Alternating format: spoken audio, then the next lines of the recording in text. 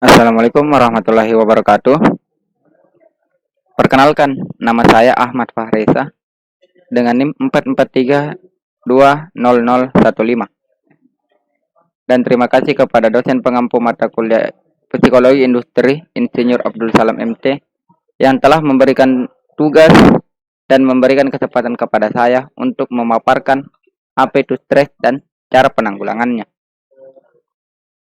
Untuk pembahasan kali ini, saya akan membagi menjadi 6. Yang pertama itu pengertian stres, sumber-sumber potensi stres, mekanisme terjadinya stres, jenis-jenis stres, cara penanggulangan stres, dan juga kesimpulan.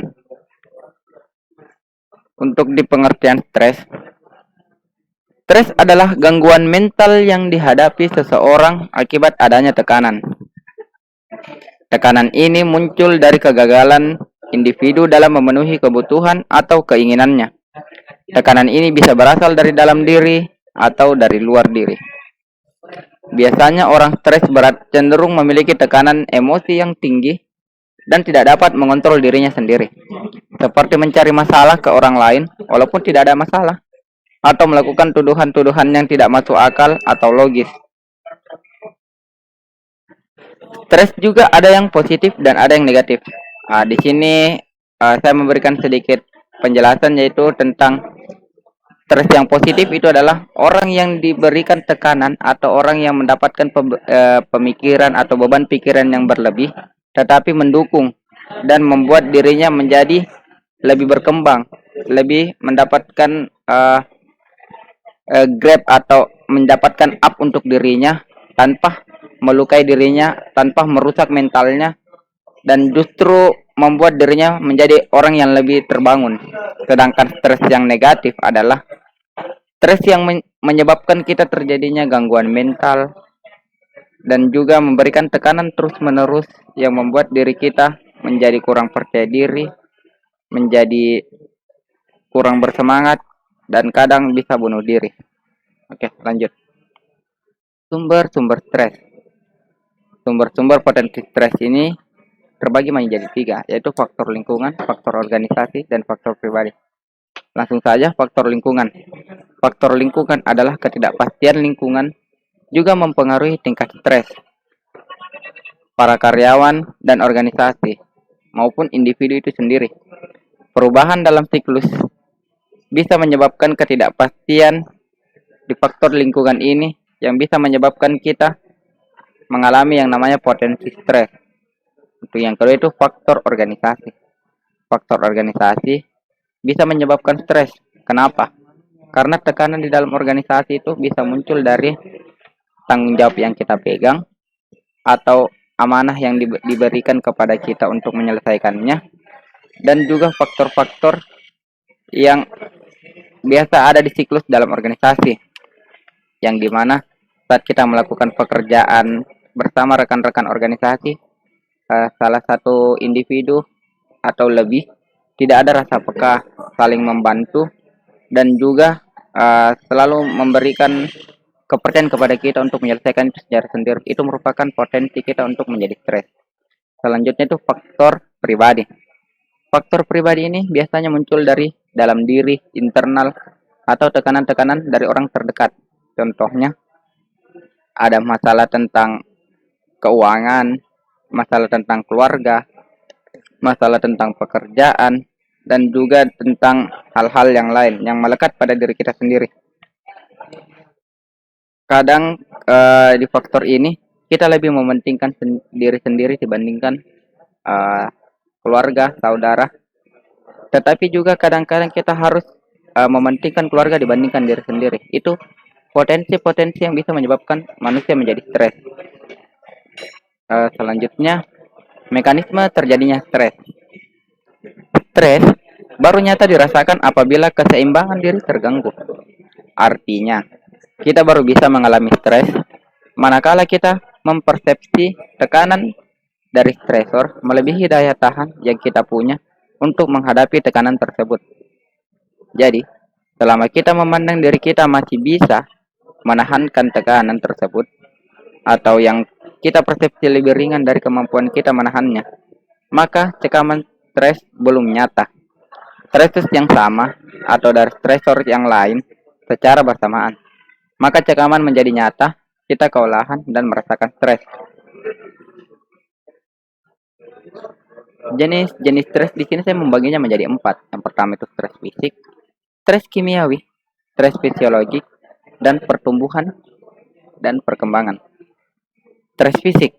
Stres fisik disebabkan oleh suhu atau temperatur yang tinggi, suara yang bising atau suara yang sangat kecil untuk didengar, dan juga cahaya yang terang ataupun yang terlalu gelap, atau kita tersengat arus listrik.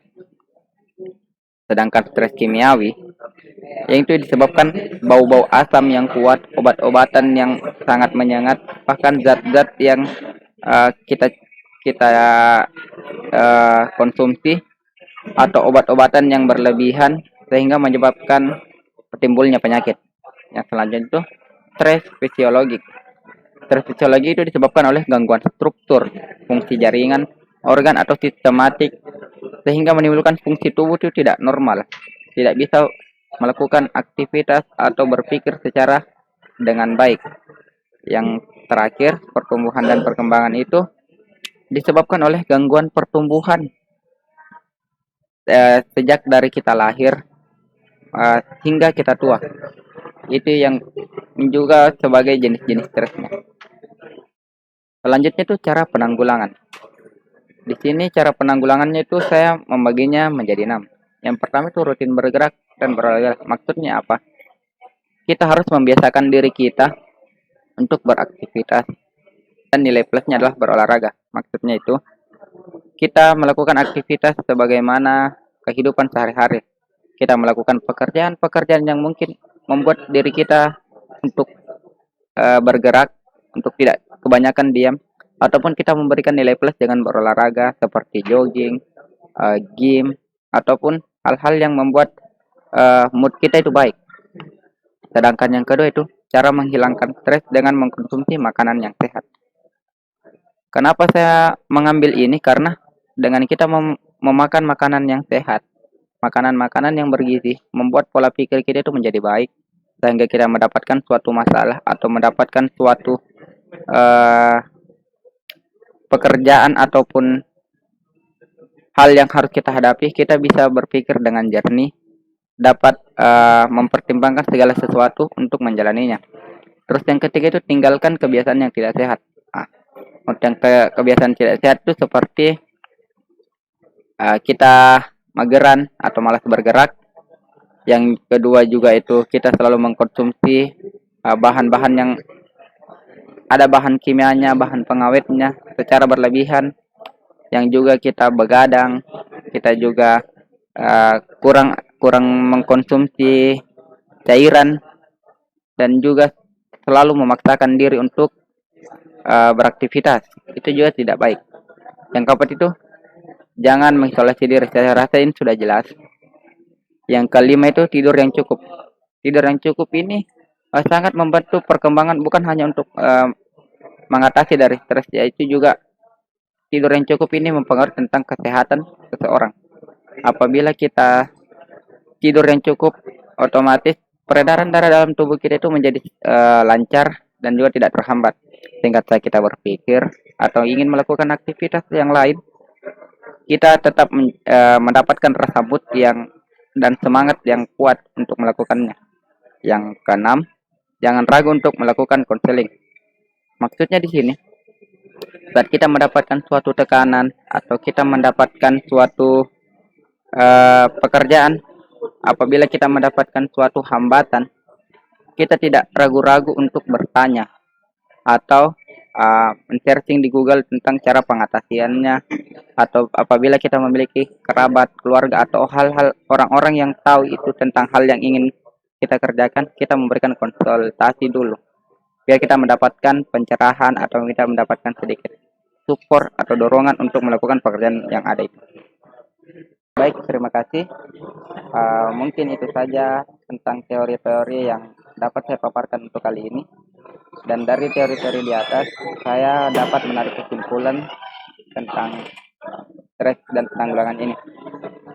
Stres ini kan merupakan suatu kondisi yang dialami setiap manusia. atau individu selama masih menghembuskan nafasnya di dunia. Artinya, tidak ada manusia yang luput dari namanya stres. Pasti semua manusia pernah mengalami yang namanya stres. Namun, dari stres itu kadang kita mendapatkan stres yang berbeda-beda. Dari yang ringan, sedang, ataupun yang sangat berat. Kenapa?